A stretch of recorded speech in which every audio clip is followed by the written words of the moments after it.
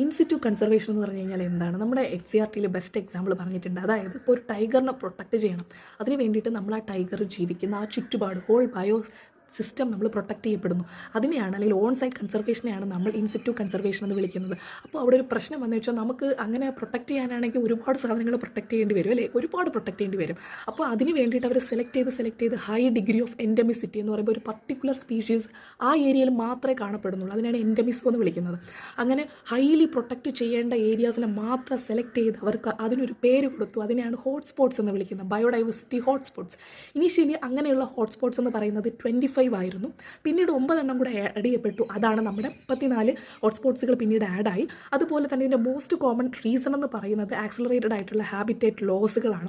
ഇതിൻ്റെ എക്സാമ്പിൾ എന്ന് പറയുന്നത്, ഇൻസിറ്റു കൺസർവേഷൻ്റെ എക്സാമ്പിൾ എന്ന് പറയുന്നത് സാക്രഡ് ഗ്രൂസ് ആണ്. അതാണ് എക്സാമിന് കൂടുതലും ചോദിച്ച് കണ്ടിട്ടുള്ളത്.